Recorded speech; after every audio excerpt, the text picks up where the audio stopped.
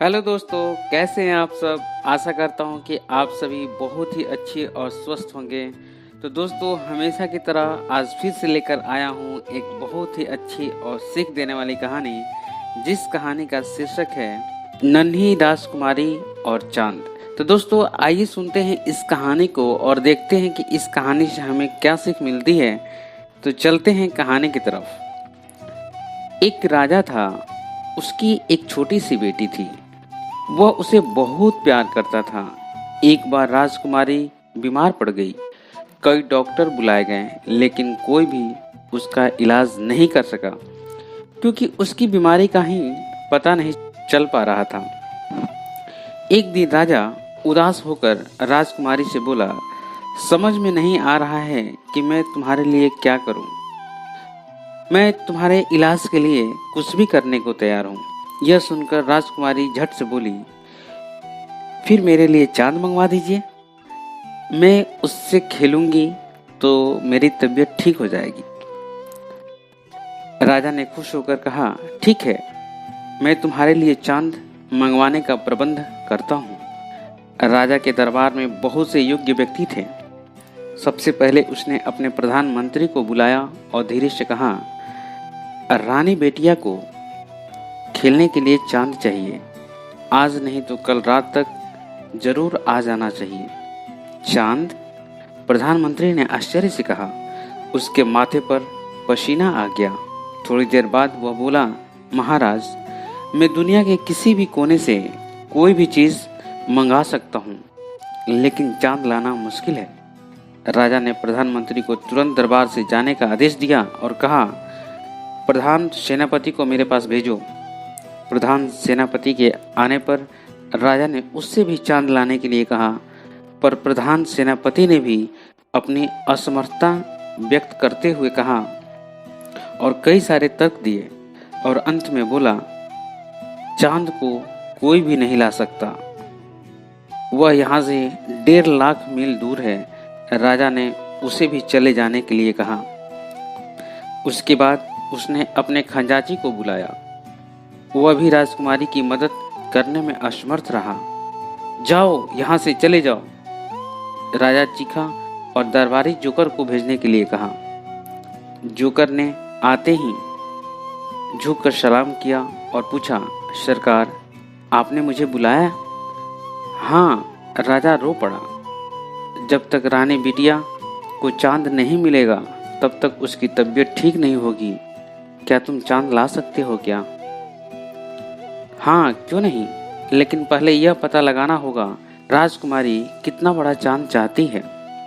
कोई बात नहीं, मैं खुद उससे जाकर के पूछ लेता हूँ। जोकर बोला और सीधे राजकुमारी के कमरे में जा पहुंचा।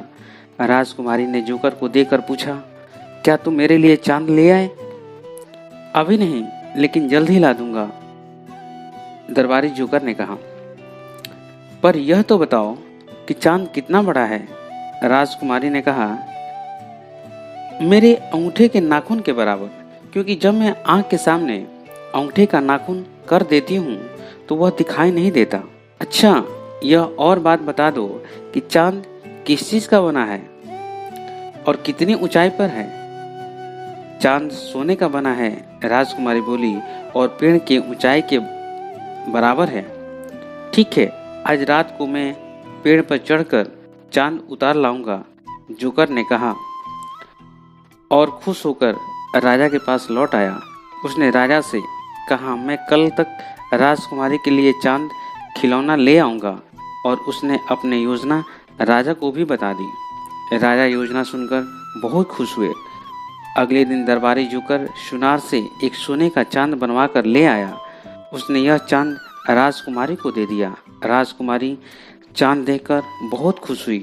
उसने चांद को जंजीर में डालकर गले से लटका लिया। उसकी तबीयत अब ठीक हो गई, लेकिन राजा को यह चिंता खाए जा रही थी कि जब राजकुमारी खिड़की से आसमान में चांद देखेगी तो क्या कहेगी। वह सोचेगी कि उसके पिता ने उससे झूठ वादा किया था। रात को जब चांद निकला तो राजकुमारी उसे देखने लगी। राजा और जोकर उसके कमरे में ही खड़े थे। जोकर ने राजकुमारी से पूछा, अच्छा राजकुमारी, जरा यह तो बताओ कि जब चांद तुम्हारे गले में लटका है तो फिर आसमान में कैसे निकल आया? राजकुमारी हंसकर बोली, तुम मूर्ख हो। जब मेरा एक दांत टूट जाता है तो दूसरा दांत कैसे निकलता है? उसी तरह दूसरा चांद भी निकल आया है।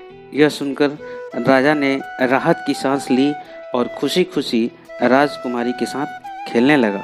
Moral of the story. दोस्तों, इस कहानी से हमें यह सीख मिलती है कि हमें किसी भी समस्या पर तुरंत रिएक्ट नहीं करना चाहिए। उस समस्या को पहले देखनी चाहिए, फिर उसका सॉल्यूशन ढूंढने में पूरी ताकत लगा देना चाहिए। Thank you. तो दोस्तों, इस कहानी को सुनने के लिए बहुत बहुत धन्यवाद। दोस्तों, अगर ये कहानी आपको अच्छी लगी तो इस कहानी को आप लाइक करें, शेयर करें। साथ ही साथ अगर आप चाहते हैं कि ऐसे ही प्रेरक और सीख देने वाली कहानियाँ सुनते रहें और अपने बच्चों को भी सुनाते रहें जिससे उनका मानसिक विकास हो सके, तो आप मेरे इस चैनल को सब्सक्राइब कर लें और साथ ही साथ बेल आइकन को भी प्रेस कर लें ताकि मैं कोई भी इन्फॉर्मेटिव वीडियो अपने इस चैनल पे अपलोड करूं जिसका नोटिफिकेशन आपको सबसे पहले मिले।